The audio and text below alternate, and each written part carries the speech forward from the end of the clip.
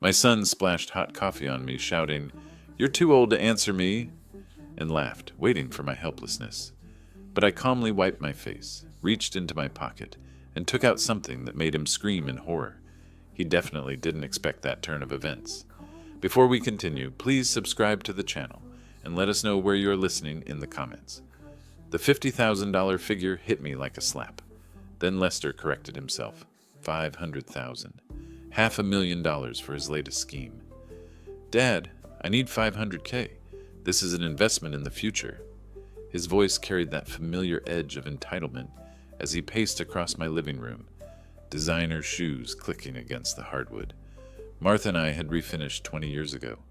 I remained seated in my leather armchair by the fireplace, the biography of Churchill still open in my lap. At 72, I'd learned the value of measured responses. Son, I don't have that kind of liquid cash available. Lester stopped mid-stride, his angular face twisting with frustration. He ran fingers through his thinning hair, inherited from my side, though he'd never acknowledge it. What do you mean you don't have it? You sold your real estate business for millions. That money is invested, diversified, not sitting in a checking account waiting for your next brilliant idea. I kept my voice steady, watching his agitation build like storm clouds. Then liquidate some. This app will revolutionize food delivery, AI-powered route optimization, predictive ordering. His hands gestured wildly, painting invisible screenshots in the air. I have investors lined up, but I need seed capital to show commitment. The fire crackled between us, casting dancing shadows that reminded me of other winter evenings when this room held warmth instead of tension. Lester, your track record with investments... Don't, he pointed at me with the aggression of a man cornered. Don't throw my past mistakes in my face. This is different. This is my chance to finally break through. Finally break through. As if his comfortable suburban life with Victoria represented some kind of hardship. As if the private school educations I'd funded, the cars I'd helped purchase, the down payment assistance for their Evanston townhouse, none of that mattered because his third business venture had failed. I understand you're passionate about this, but I can't risk. Then sell this old house. It's too big for you anyway. The words came out sharp, calculated. He'd been building to this suggestion. You're rattling around in here like a ghost. Get a nice condo. Maybe one of those senior communities with activities. The room went silent except for the soft hiss of burning oak. I felt my jaw tighten, my hands gripping the book's leather binding.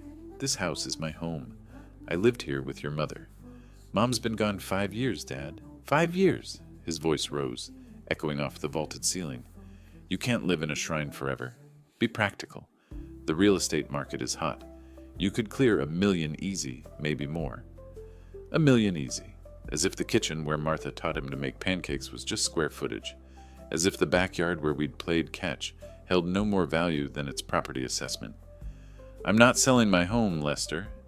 Something shifted in his expression then, disappointment hardening into something uglier. You're too old and stubborn to understand modern business. While you're sitting here clutching your memories, real opportunities are passing by. He grabbed his coat from the sofa, movements sharp with barely controlled anger. Victoria was right. You've become impossible to reason with. The front door slammed with enough force to rattle the picture frames on the mantel. Through the bay window, I watched his BMW's headlights sweep across the snow-covered driveway before disappearing into the January night. I sat there listening to the house settle around me, the fire's warmth unable to chase away the chill his words had left behind. The clock on the mantel ticked past 8:30, marking the end of what I'd hoped might be a pleasant father-son visit. Instead, I'd seen something in Lester I'd been trying to ignore for months, the cold calculation of a man who viewed his own father as nothing more than an obstacle to his ambitions. The biography slipped from my lap as I leaned back in the chair, suddenly feeling every one of my 72 years. The empty whiskey glass sat on the side table where I'd left it, amber residue catching the dying firelight. My legs felt heavy as I pushed myself up from the armchair, joints protesting the movement. The house seemed larger in the aftermath of Lester's departure, rooms stretching into shadows that hadn't existed an hour before. I made my way to the library, switching on the brass reading lamp Martha had given me for our 20th anniversary. The yellow glow warmed the oak shelves lined with first editions and family photographs. This room had always been my sanctuary, the place where important decisions were made, where I'd planned business strategies and pondered life's complexities. The photo album rested on its usual shelf, thick with memories and bound in worn leather that had softened with years of handling. I pulled it down carefully, feeling its familiar weight, and settled into the burgundy reading chair by the window. The first page opened to Lester at age 3, gap-toothed and grinning as he took his first wobbly steps across this very library floor. Martha's handwriting in white ink below. March 15th, 1993. Our boy is walking. I could almost hear her delighted laughter echoing in the room. I turned the page slowly, reverently. Lester at 5, straddling his first bicycle in the driveway, my steadying hand barely visible at the bike's edge. He'd been so determined to ride without training wheels, tears of frustration turning to squeals of joy when he finally found his balance. "Daddy, I want to be just like you." The memory of his voice, clear and admiring, seemed to whisper from the photograph. My fingers traced the edge of another picture, our fishing trip to Lake Geneva when he was 12. He'd caught his first bass that day, holding it up with pride while I beamed behind him. We'd spent hours on that boat, talking about everything and nothing, the kind of easy conversation that flows between fathers and sons when the world feels perfectly aligned. The scotch I'd poured sat untouched on the side table as I continued through the pages. High school graduation, Lester in his cap and gown, class salutatorian. College acceptance letter celebration at Romano's, his favorite restaurant then. His first job offer, the pride in his eyes when he'd called to share the news. When had it changed? When had that bright-eyed boy who'd wanted to be just like his father transformed into the man who'd stood in my living room tonight, viewing me as nothing more than a source of funding? I found the wedding photos near the back, Lester handsome in his black tuxedo, Victoria radiant in white silk. Even then I'd sensed something calculating in her smile, though I'd dismissed it as pre-wedding nerves. Martha had whispered during the reception, "She'll be good for him, Eldon. She'll help him focus." Focus? Yes, Victoria had certainly helped him focus on money, status, and what his inheritance might buy them. The pages grew heavier as I flipped through recent years. Fewer photos, shorter visits, conversations that revolved increasingly around financial markets and investment opportunities, rather than family and shared memories. When had I become the bank of Dad, rather than simply Dad? I closed the album gently, but couldn't bring myself to return it to the shelf. Instead, I held it against my chest, feeling the weight of all those captured moments, all that love and hope and promise that seemed to have evaporated somewhere between childhood dreams and adult realities. The clock chimed 10:30, its brass pendulum catching the lamplight as it swung back and forth with mechanical precision. Outside, snow continued to fall, blanketing the garden where Martha and I had planted roses, where we dreamed of watching grandchildren play someday. Where did I go wrong? When did my boy become this stranger who saw my home as merely an asset to be liquidated? I poured 2 fingers of Macallan into my glass, the amber liquid catching the light like liquid gold.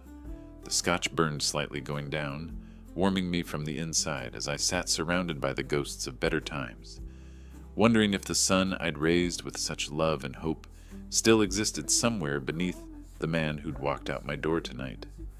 Morning light filtered through the kitchen windows, casting long shadows across the hardwood floor as I measured coffee grounds with the precision of a chemist. The familiar ritual of grinding, measuring, and brewing had become my anchor in the hours since sleep had finally claimed me around 2 a.m. The coffee maker gurgled to life while I stood at the window, watching cardinals pick at the seed I'd scattered yesterday. Snow covered the birdbath Martha had positioned just so, creating what she'd called a winter postcard view from our breakfast nook. Steam rose from my mug as I sat at the kitchen table, the same spot where I'd eaten thousands of meals, read countless newspapers, and made some of the most important decisions of my life. This morning felt different, though, charged with the clarity that sometimes follows a sleepless night of painful reflection. When exactly had Lester changed? The question had circled through my mind like a persistent fly, demanding attention. The wedding. That's when it started.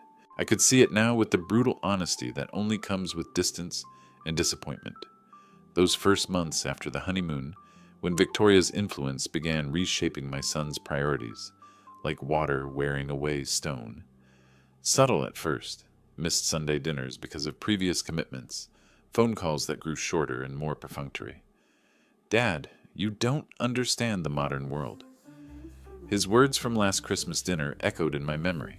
Victoria had smiled approvingly when he'd said it, her manicured fingers resting possessively on his arm.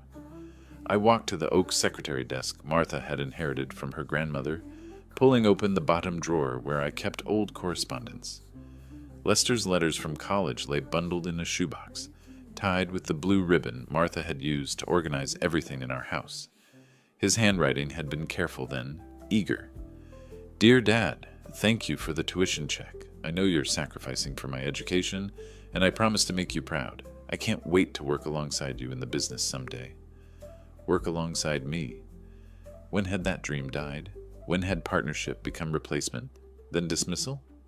The transformation hadn't been sudden. It had been a gradual erosion of respect and affection, carefully cultivated by a woman who saw my accumulated wealth as her future security. Victoria's complaints about my interference in their marriage, her suggestions that I was too involved in Lester's business decisions, her gentle but persistent campaign to position me as an obstacle rather than an asset. The coffee had grown cold in my cup, but I hardly noticed. Pieces of a puzzle I'd been too willfully blind to see were finally clicking into place. The increasingly rare phone calls that came only when financial assistance was needed. The birthday visits that felt obligatory rather than loving. The way Lester's eyes had grown calculating when he looked at me, as if appraising inventory rather than greeting his father. When did money become more important than love? The kitchen clock showed nearly 9 a.m. Somewhere across town, Lester and Victoria were probably planning their next approach, discussing strategies to convince the stubborn old man to liquidate his assets for their benefit.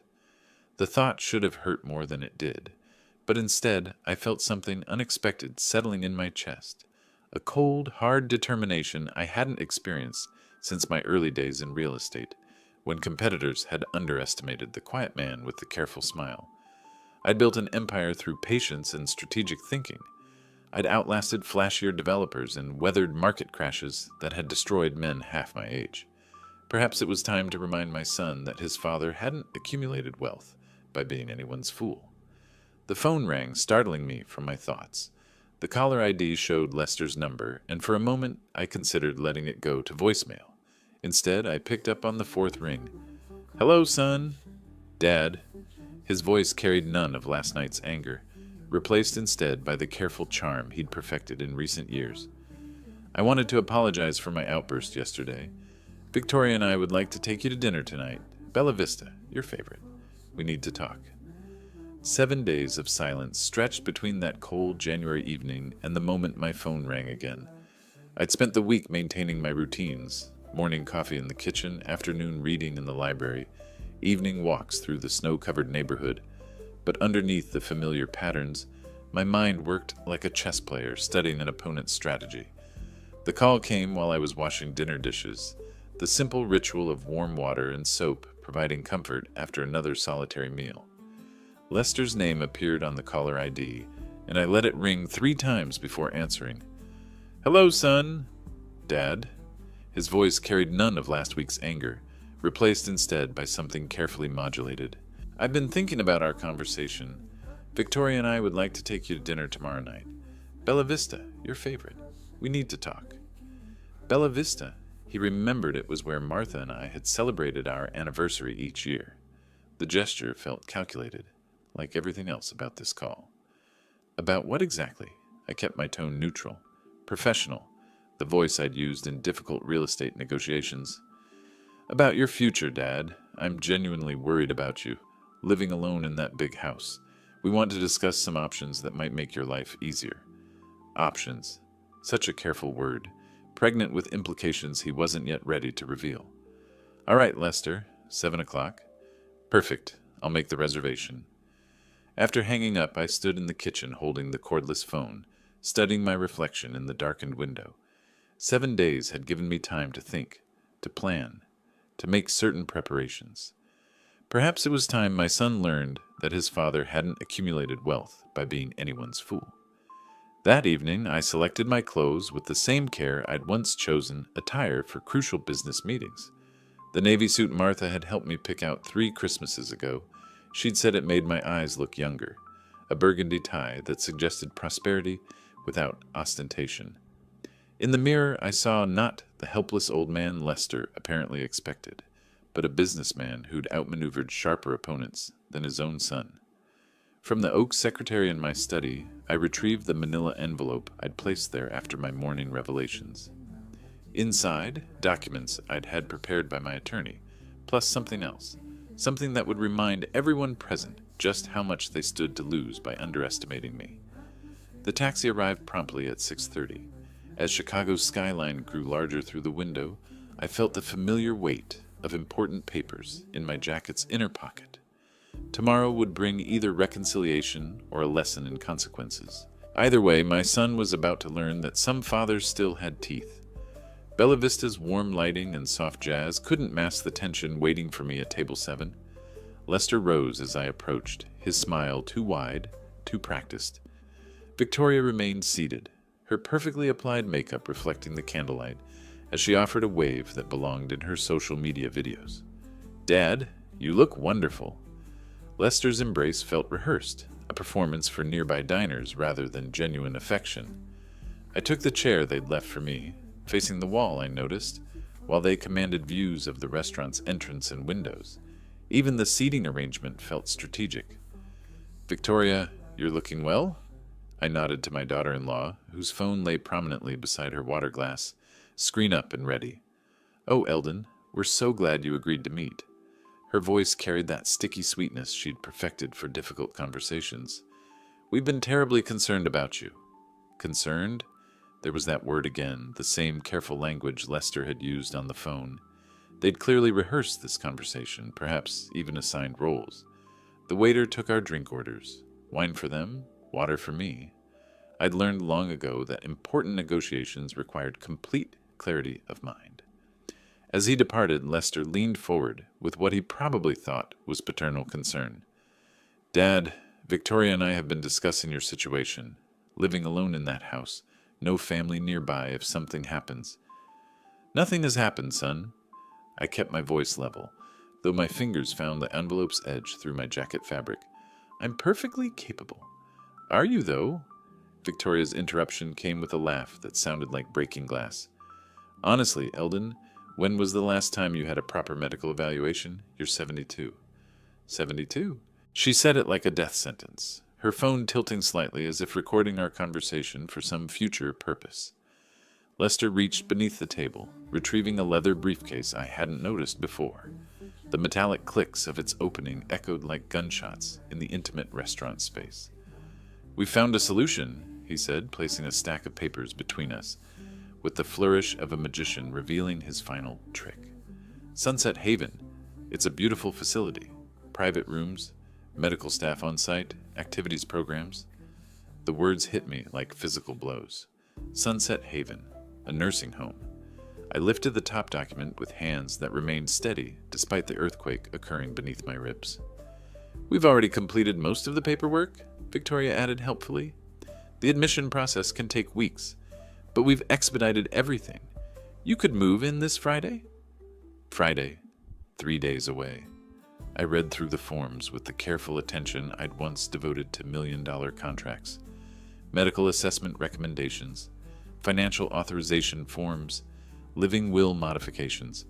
My signature required in a dozen places, but theirs already adorned every page where family consent was needed. "You've been busy," I managed, my voice sounding hollow in my own ears. "We want what's best for you, Dad." Lester's tone carried the patience of a parent explaining simple concepts to a slow child. "The house is too much responsibility. The money from selling it will ensure you have excellent care for the rest of your life." The rest of my life.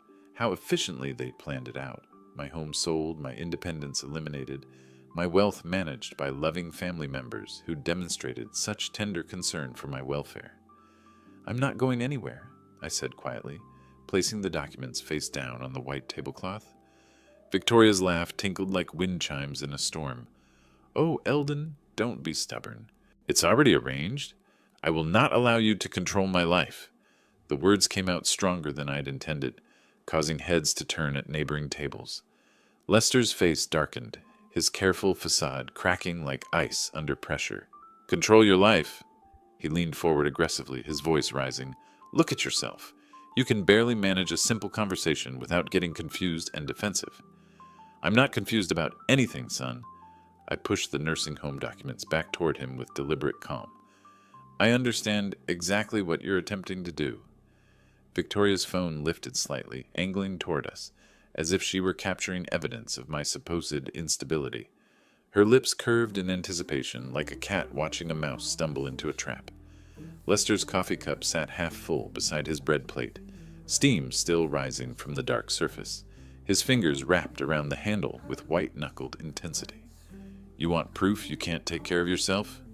His voice carried a dangerous edge I'd never heard before, something wild and desperate that transformed my son into a stranger.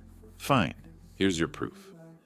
The coffee cup moved in slow motion, Lester's arm rising with theatrical precision.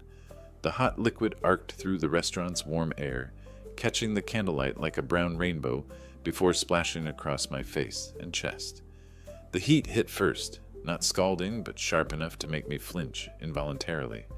Coffee ran down my cheek, soaking into my burgundy tie and navy jacket.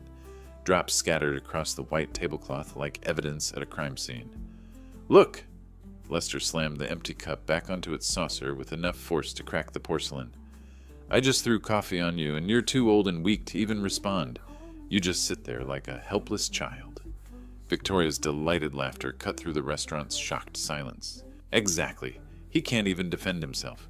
This is exactly what we mean about his deteriorating condition." Around us, conversation had stopped.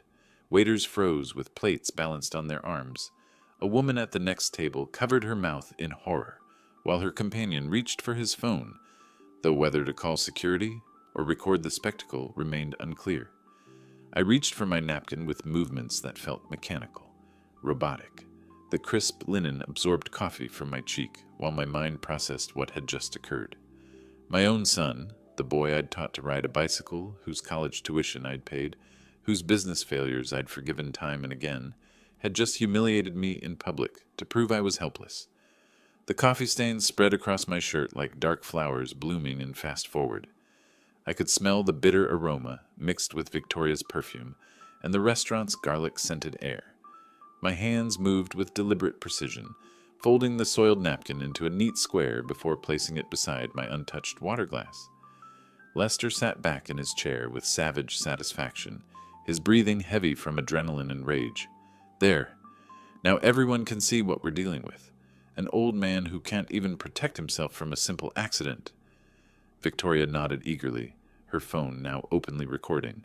"This will be perfect documentation for the medical evaluation, clear evidence of diminished capacity to respond to basic social situations." The maitre d' approached our table with careful steps, his professional composure intact, despite the obvious distress in his eyes. "Sir, is everything all right? Would you like us to call?" "Everything's fine," I said quietly, my voice carrying clearly in the unnaturally silent restaurant. "Just a family discussion that got a bit heated." I reached into my jacket's inner pocket, feeling the crisp edges of documents that represented 7 decades of careful planning and strategic thinking. My fingers closed around papers that would remind everyone present, particularly my son and his calculating wife, that some fathers still possessed very sharp teeth indeed. The napkin folded into a perfect square beneath my fingers, each crease deliberate and precise. Coffee stains darkened my shirt like badges of my son's cruelty, but my hands remained steady as I placed the linen beside my water glass.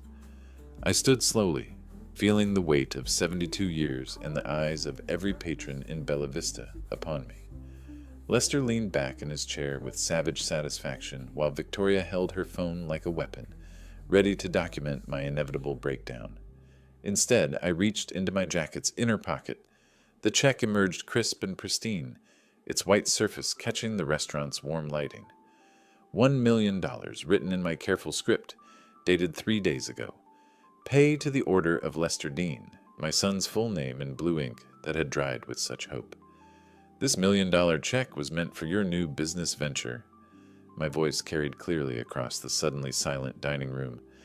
I had it prepared, after our first conversation, before I understood what you'd become.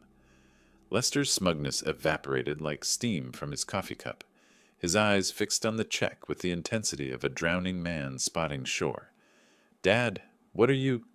But now I see you're not worthy of it. The first tear came easily, clean, and satisfying, splitting the check lengthwise through the $1 million amount.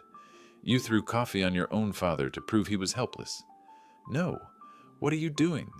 Lester lunged forward, his chair scraping against hardwood as he reached desperately across the table.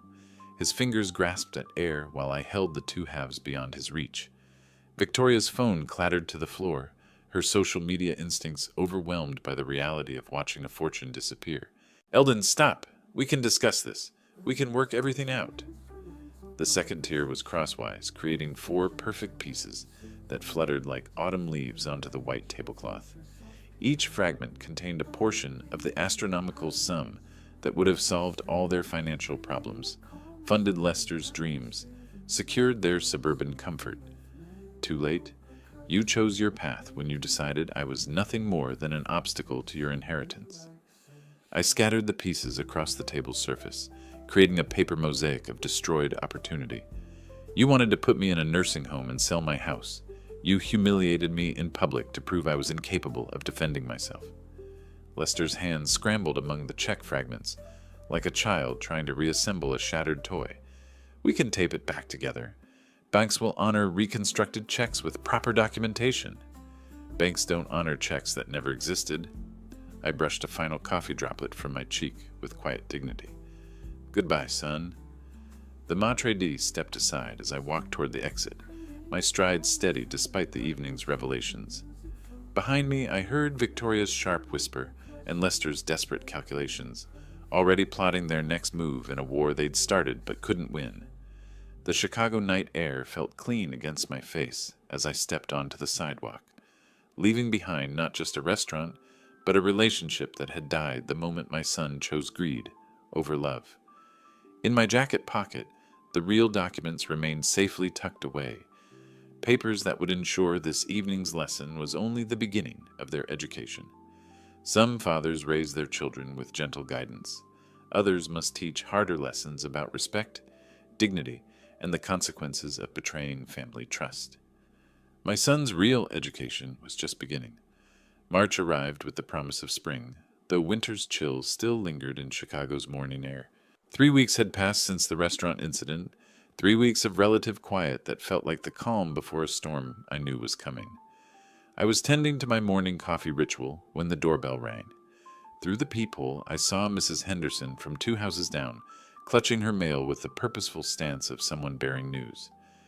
Good morning, Eldon. Her smile carried that peculiar mix of concern and curiosity that signals neighborhood gossip.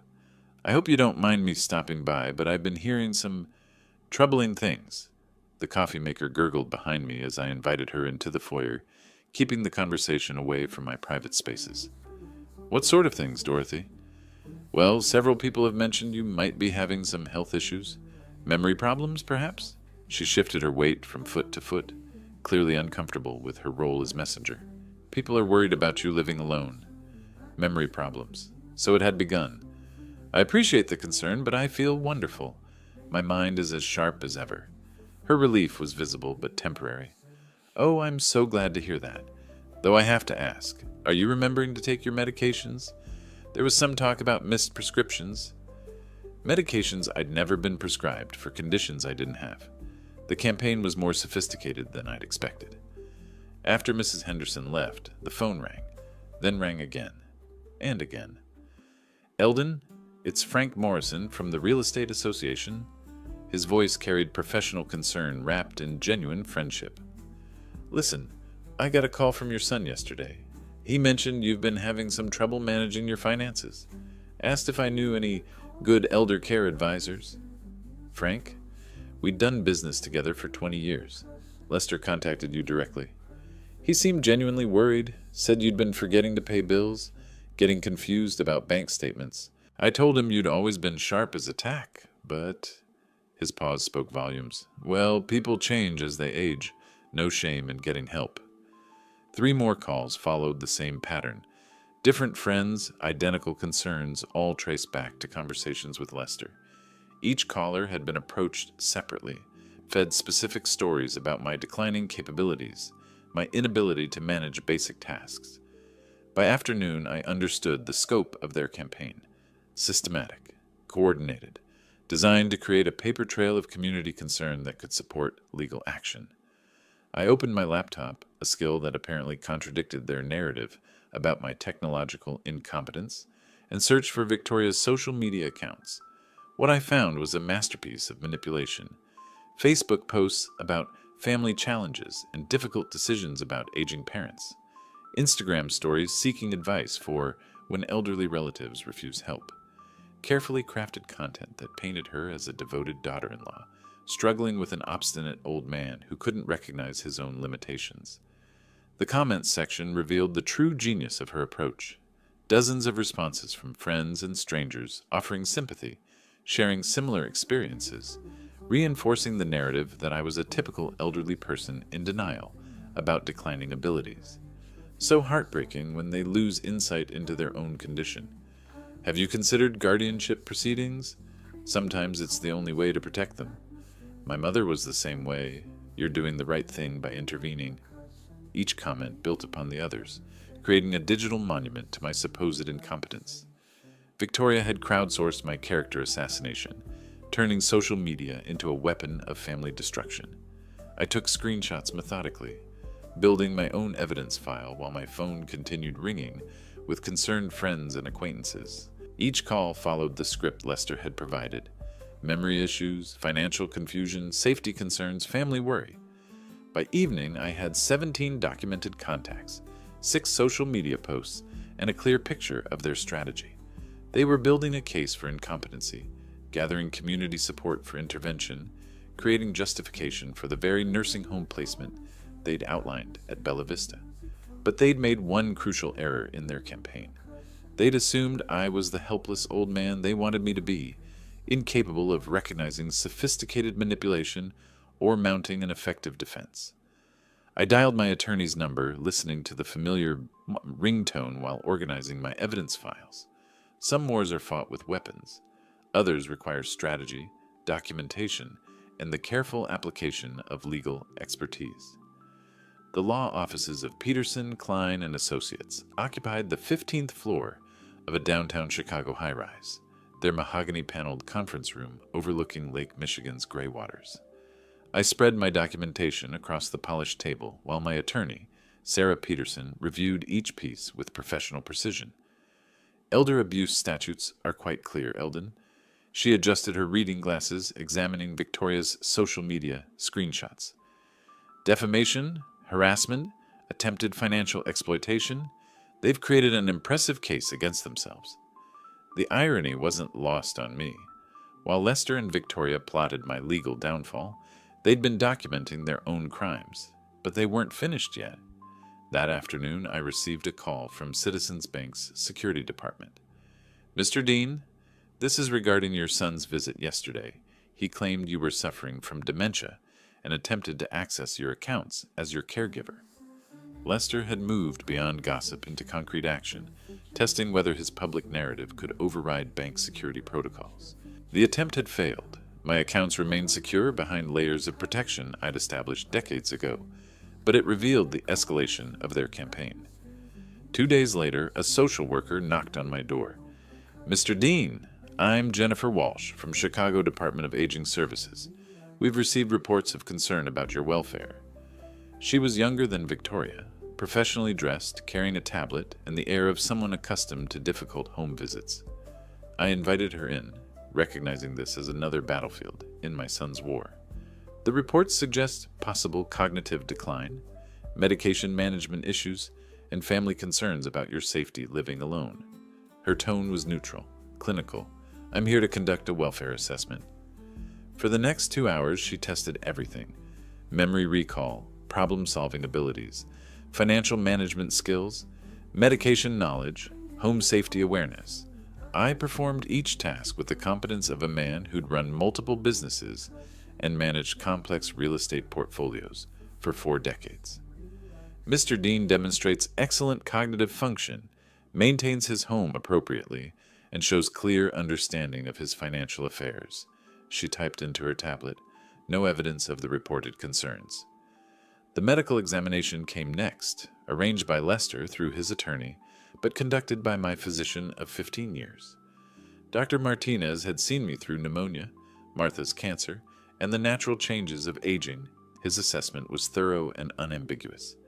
Physically robust for 72, cognitively sharp, no signs of dementia or medication management issues. Patient demonstrates complete capacity for independent living and financial decision-making. Each professional evaluation strengthened my position while weakening theirs. But Victoria's social media campaign intensified in response, her posts growing more dramatic as reality contradicted their narrative. Heartbroken by failed intervention today, when elderly relatives manipulate professionals, families feel helpless. Elder care, family, struggles. Another setback in getting Dad the help he needs. The system fails when seniors present well during evaluations but struggle in daily life, seeking advice from others who face similar challenges. She was spinning their defeats as evidence of the system's failure to protect vulnerable elderly people, maintaining her victim narrative while escalating public pressure. Meanwhile, Lester visited 3 different attorneys, seeking someone willing to file guardianship proceedings with insufficient evidence. Each consultation cost him money he couldn't afford while producing the same result. No competent lawyer would take a case this week, but failure only made them more dangerous. "Your father will regret opposing us," I overheard Lester tell Victoria during a phone call I'd recorded, legally since it occurred on my property when they'd come to collect Victoria's forgotten purse from their restaurant ambush. Victoria's response chilled me more than his threats. Social media is just the beginning. If legal channels won't work, we'll find other ways to make his life impossible. I sat in my library that evening, surrounded by documentation of their failed attacks and growing threats. Professional evaluations proved my competence. Legal consultations confirmed their case's weakness. Financial institutions protected my assets. Yet something in Victoria's voice suggested they were preparing to abandon legal pretense entirely. I opened my safe one more time, retrieving documents I'd hoped never to use. If they wanted to escalate beyond law and reason, they would discover that some old men had sharper teeth than their aging appearance suggested. The real war was about to begin. The mahogany conference table at Peterson, Klein & Associates gleamed under the afternoon sun streaming through downtown Chicago's towering windows. I spread my carefully organized files across its polished surface, while Sarah Peterson reviewed each document with the methodical precision that had earned her reputation as the city's premier elder law attorney. "Are you absolutely certain about this decision, Mr. Dean?" She looked up from the draft will modifications, her reading glasses reflecting the afternoon light. "Complete disinheritance is irreversible once properly executed." "Absolutely certain." I straightened the papers with deliberate care. "My son has demonstrated his true character through months of systematic harassment. These documents prove it." She nodded, turning to the evidence file I'd compiled. Screenshots of Victoria's defamatory social media posts, audio transcripts of Lester's threatening phone calls, witness statements from neighbors about their intimidation campaign, medical and social service reports confirming my complete competency. "This harassment documentation is comprehensive," she murmured, scanning through bank security reports about Lester's attempted account access. "Combined with the failed guardianship attempts, you have a strong case for justifiable disinheritance." 2 hours later, I signed the new will with 2 witnesses present, watching my son's name disappear from my estate in favor of the Chicago Children's Education Foundation, the Elder Care Advocacy Group, and the Harold Washington Library Improvement Fund, organizations that would use my wealth to help people rather than exploit them. The documents felt heavier in my briefcase as I returned home, carrying the weight of 72 years of accumulated wisdom and the bitter knowledge that some children grow into strangers who wear familiar faces.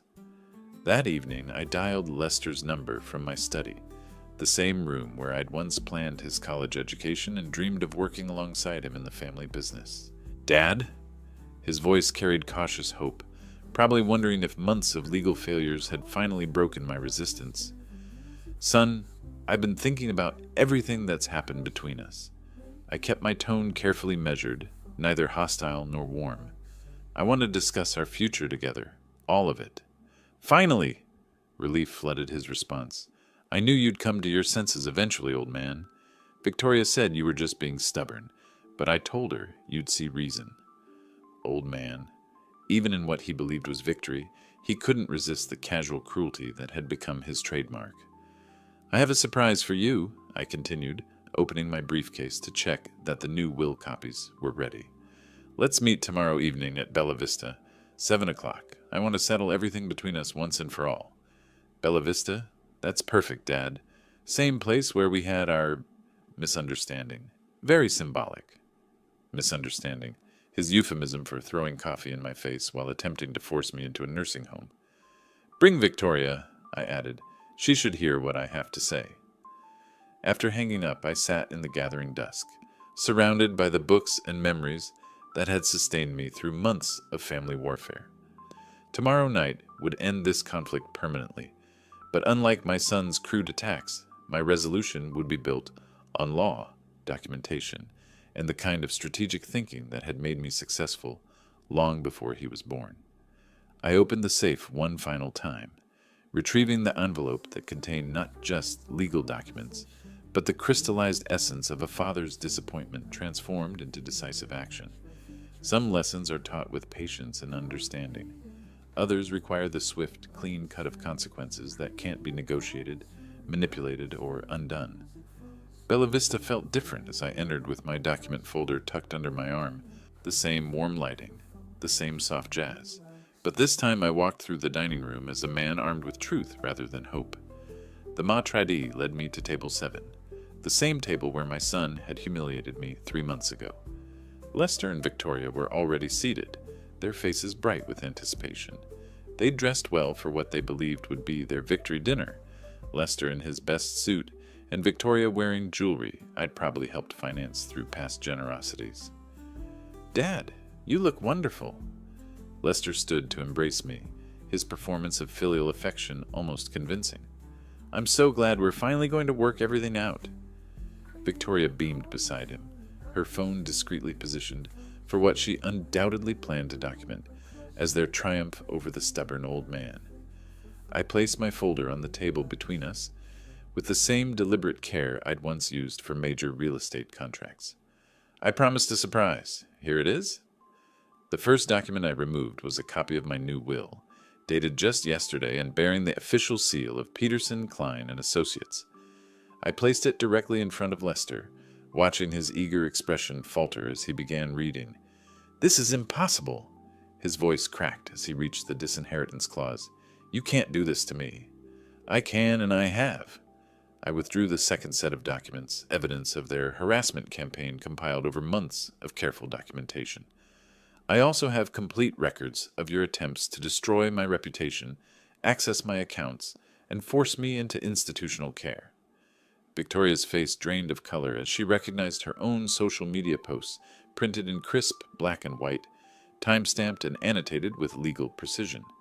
The careful cultivation of community sympathy, the false claims about my mental state, the coordination with Lester's manipulation, all laid bare in professional documentation. "We'll challenge this in court," she shrieked, loud enough to turn heads at neighboring tables. "You're clearly not competent to make these decisions." I smiled for the first time that evening, opening the folder's final section. Using what evidence?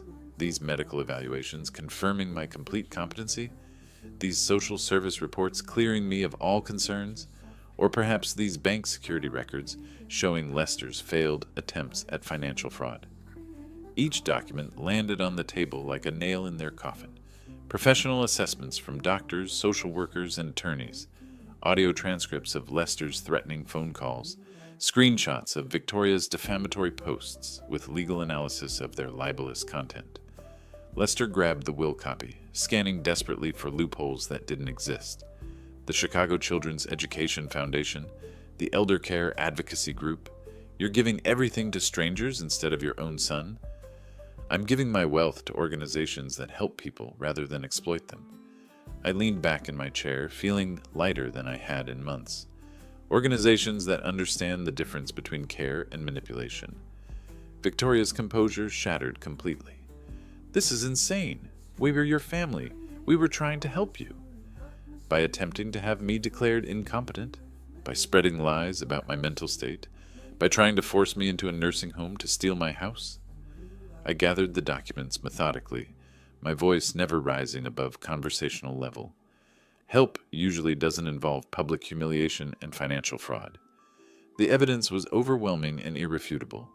Months of systematic harassment documented with the precision of a successful businessman who'd learned to protect himself from exactly this kind of predatory behavior.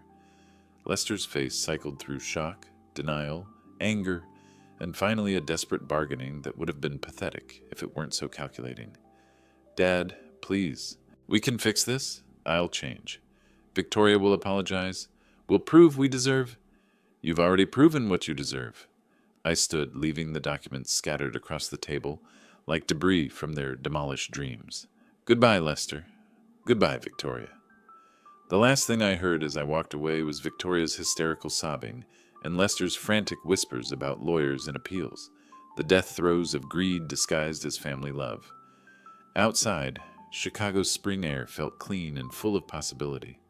3 months later, I sat in the children's section of the Harold Washington Library, surrounded by a circle of eager young faces as I turned the pages of Where the Wild Things Are. June sunshine streamed through tall windows, warming the reading corner where I'd become a regular volunteer. Mr. Dean, will you read us another story? Asked Sophie, a 6-year-old with pigtails and gap-toothed enthusiasm. Of course, sweetheart. Which one would you like? The children's excitement was infectious, their genuine affection a balm for wounds I hadn't realized needed healing. These weekly reading sessions had become the highlight of my week, proof that some relationships could be built on joy rather than obligation. After the children were collected by their parents, I walked 3 blocks to Romano's Caf, where my Tuesday lunch group was already assembled. Frank Morrison waved me over to our usual table by the window. Eldon, you look better every time I see you. Margaret Chen, a retired teacher, smiled warmly as I joined them. Retirement suits you. Freedom suits me, I corrected gently, settling into my chair with the contentment of a man who'd finally learned the difference. We discussed books, gardening, and the upcoming library fundraiser, where my donation would fund a new children's reading program. Simple conversations between people who enjoyed each other's company without hidden agendas or financial calculations. That afternoon, I worked in my garden, tending the tomatoes and roses that Martha had planted years ago.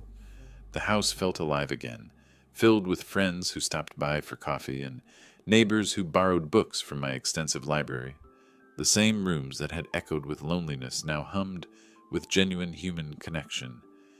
Inside, I found a stack of letters waiting on my desk. Thank you notes from the charitable organizations that had received my donations, each one detailing how the money was being used. Scholarships for underprivileged children, medical research funding, elder care advocacy programs that protected vulnerable seniors from exactly the kind of exploitation Lester and Victoria had attempted. One letter particularly caught my attention, from a young woman whose college tuition had been covered by the Education Foundation. Her gratitude was honest and specific, describing how the scholarship had changed her family's entire trajectory. This was legacy, not the entitled inheritance my son had demanded, but real impact on lives that needed hope rather than handouts. As evening approached, I sat in my library with a cup of tea and the latest biography I'd been enjoying. The phone remained blissfully quiet. No desperate calls from Lester begging for reconciliation. No threats from Victoria about legal challenges that would never materialize. Just peaceful silence broken only by the gentle tick of the mantel clock and the rustle of turning pages. Through the window, I could see Mrs. Henderson tending her roses next door. She waved when she spotted me, the simple gesture of a neighbor who'd become a friend after the toxic family drama had ended. Community connections built on mutual respect rather than blood obligation. The documents in my safe remained untouched. Legal protections I'd never need to access because the threat they'd been designed to counter had eliminated itself through its own greed and cruelty. Sometimes the best victories were the quiet ones, where justice emerged naturally from the choices people made, rather than the punishments they received. I'd spent 72 years learning that family meant more than genetics, that love required respect to survive, and that some relationships were too toxic to salvage, regardless of their history. The hardest lesson had been discovering that protecting yourself from exploitation sometimes meant accepting the loss of people you'd once treasured. But in releasing that poisoned connection, I'd found space for relationships that nourished rather than drained, friends who appreciated rather than calculated, and a community that valued contribution over inheritance. The summer evenings stretched ahead, full of quiet pleasures and genuine peace, the kind of contentment that money couldn't buy but wisdom could create. If you like this story, please like this video, subscribe to the channel, and share your impressions of this story in the comments. To listen to the next story, click on the box on the left. Thank you for watching.